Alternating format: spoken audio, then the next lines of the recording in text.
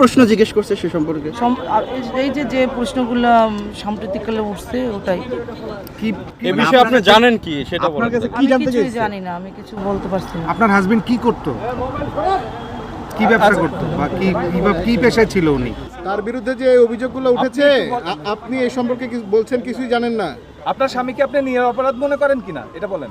আমি কিছু বলতে পারছি না, আপনার কারণ আইন স্বামীকে ব্যবস্থা নেবে, আইন যেটা করবে সেটাই।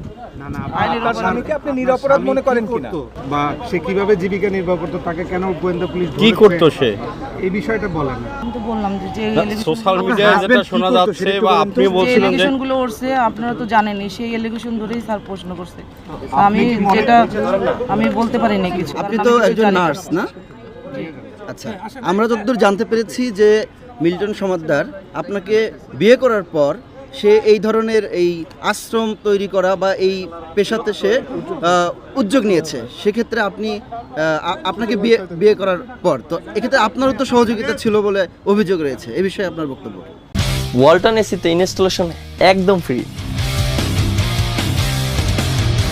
আমার কোনো বক্তব্য নেই। আপনি কি তাকে নির্দোষ মনে করেন? আমি সেটাও আমি বলতে পারবো না, আইন যেটা মনে করবে সেটা, আপনি শুধু আইনের দৃষ্টিকোণ থেকে যেটা। আচ্ছা ভাবে থ্যাংক ইউ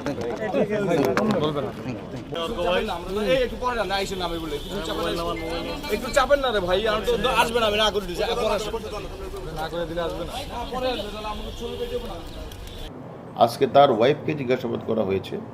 তার ওয়াইফ যেটা বললেন যে তার স্বামী যে এ ধরনের ন্যাক্কারজনক অপরাধগুলি ঘটনা ঘটিয়েছে, এই যে টর্চার সেলে নিয়ে যেভাবে তাকে আমরা ছবি দেখিয়েছি যে পিটানোর দৃশ্যটা, তো এইটা আসলে একজন অনাথ, অসহায়, বাক প্রতিবন্ধী, মানসিক ভারসাম্যহীন মানুষগুলিকে এভাবে পিটানো মোটেও ঠিক হয় নাই।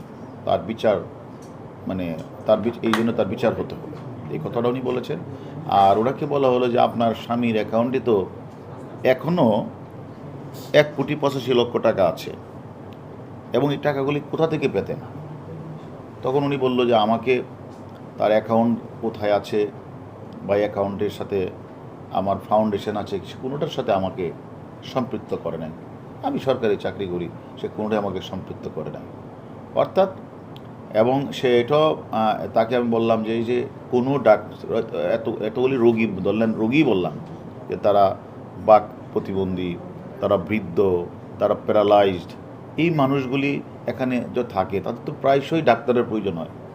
সে যে কোথাও কোনোদিন ডাক্তারের কাছে নিত না, সে সম্পর্কে তো আপনি তো একজন নার্স, আপনাদের তাকে দামাইকে বলতে পারতেন। সে বলছে আমি তাকে বললেও তো সে আমার কথা শুনতো না। সে নিজে একজন নার্স, সে স্বীকার করেছে সেখানে যেতেন। তাহলে এই যে অনিয়মগুলি হয়েছে, এই অনিয়মগুলির বিরুদ্ধে উনি তো কোথাও কোনো প্রতিবাদ করেন নাই, থানাকে অবগত করেন নাই, কাউকে অবগত করেন নাই।